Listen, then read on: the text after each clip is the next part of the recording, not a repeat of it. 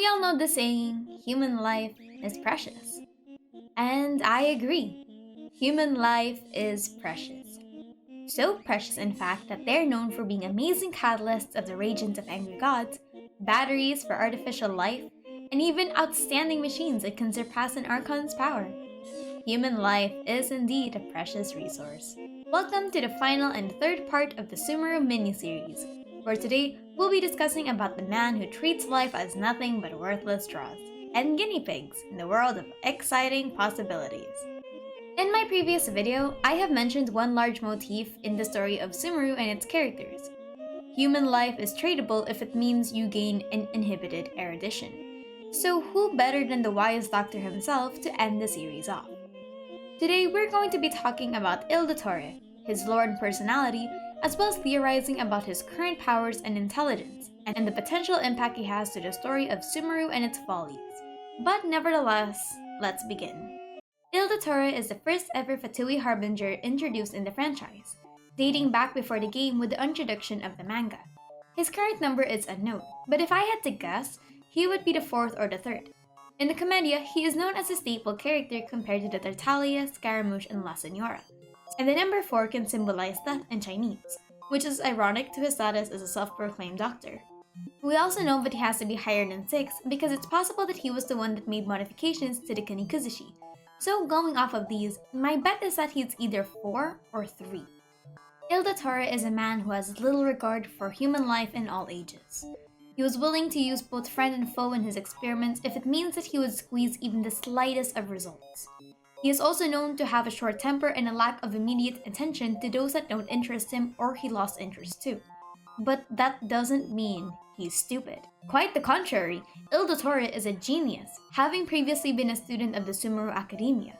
He is also politically knowledgeable and was capable of indebting the entirety of Mondstadt to the Fatui through his false heroic deeds of slaying Ursa the Drake. His wits and his lack of basic human empathy make him a formidable foe because he isn't bound by any conventional rules in combat. When observing his Commedia dell'arte counterpart, we see that he does represent the educated elite he was assigned to be. But in the Commedia, Dottore was known for running his mouth all the time and annoying others on stage with large words and his boisterous presence, when in Genshin, it's actually the opposite. Dottore is quick to be disinterested in conversations, playing into the reverse card. He does exhibit theatrical madman tendencies, but he does get furious and short-tempered when others speak so much without little action. But, just like every great villain, we need to understand what his motivations are and why he pushes for folly. In his past, the young man believed that humans are merely machines to a certain level of complexity, and that if one were to disassemble a part of this machine and make enhancements to it, its performance can be greatly amplified, regardless of whether they had a vision and respective of their physique or combat abilities. He believed that such enhanced humanity could rival a god's power. But of course, because of his heretical regard for life, the people of his hometown chased him away with pitchforks and clubs. His research was also shunned by the academia, and the man was permanently cast from the circle of the wise, being known as a monster and a madman. It was in his time in the academia that he met Piero, who took an interest to his ambitions. In a strange bout of hilarity, he was dubbed Dottore shortly after their meeting. We know from the manga that Dottore eventually did hone his craft and did his promise to Piero justice. With the many resources of the Fatui Harbingers, he made work and spearheaded several projects to further enhance the intelligence network of the Fatui. Now, let's discuss his powers and abilities.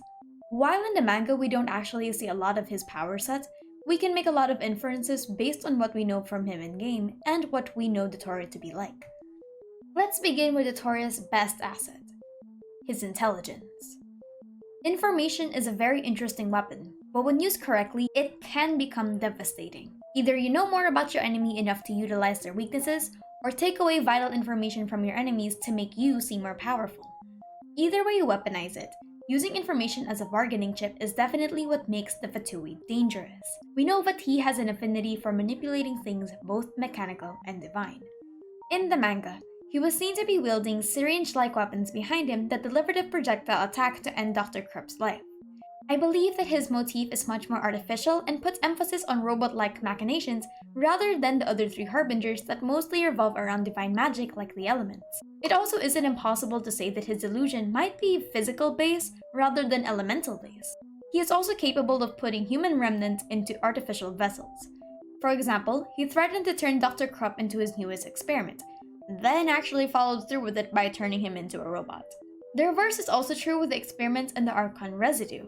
I believe that the reagent was extracted and modified by Dottore from raw Archon power, and then the tests are created to see what kind of humans can stand it. The results were highly informative.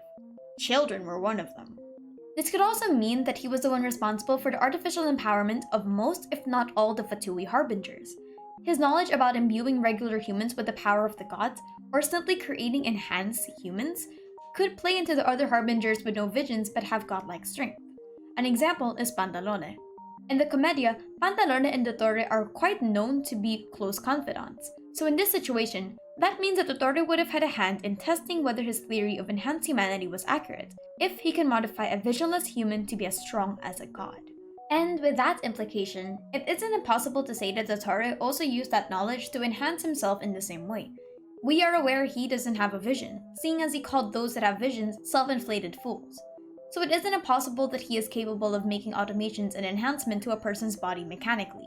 Lastly, we know that he has knowledge on ancient technology, or at least was interested in it at a time. In Tartaglia's story quest, we know that he was the one tampering with the field tillers to understand how they work, but just grew tired of it. However, another example is that he would have had background information on Conrian technology from Piero, who allegedly witnessed a civilization that faced divine wrath. If Piero were to be from Conria, then it isn't impossible that he imparted the knowledge to Dottore, specifically, the knowledge the old sages once had, the art of chemia. And lastly, is his knowledge on the Kunikuzushi, which was created by an art that was lost to time according to Yaimiko. His tampering of the Kunikuzushi would have opened him to the possibilities of artificial intelligence and the mimicry of humans. This would have also given him the chance to see just how far he can modify a puppet's body to beat a god, via his own known enhancements. And if Scaramouche's story is anything to go off of, we know that the Fatui succeeded in surpassing A's original prototype. So, those are the potential abilities that Dottore possesses. But let's get into the final part. What role does Dottore have to play in the future Archon quests? I actually believe that we'll see him in two nations rather than just one, the vast seabed of wisdom of Sumeru and the amazing machinations of Fontaine. For Sumeru, he will be the continuation of the Delusions plotline where Scaramouche left off. The Academia was already known to be studying visions in the past, so a counterplot to emphasize just how far people are willing to go for knowledge is the introduction of the underground research facilities that Dottore is known for. Scaramouche's presence as an enhanced human and creation would play well with the fact that the Harbingers are trying to replicate his kind of power by imbuing others with Archon residue, trying to see if they can mass-produce those similar results. I believe that using Dottore and Scaramouche as Sumeru's next antagonists would align with their personalities. Both don't think of humans as anything, and mirror the cruel scholastic conditions of Sumeru's academia in which sages lose limb and hair just for their work. Dottore would be a sidelight antagonist, similar to Signora, who is a villain that simply spectates. In the manga, he never showed to actively engage himself in anything unless provoked, like how he set Barnabas to deal with the Knights of Favonius, or he set the Krupp robot to get the Fatui birds back. It is more likely he'll have Scaramouche be the one to fight the Traveler instead. Paralleling to how Signora had Tartaglia do most of the work in Liyue, Scaramouche directed the Traveler to Signora in Inazuma, and now Dottore leaving Scaramouche to do his work in Sumeru. This can also open an interesting character moment for the Kunikuzushi. I've mentioned that Dottore's division may have been the one responsible for unlocking the Balladeer's power, but that also has a lot of implications.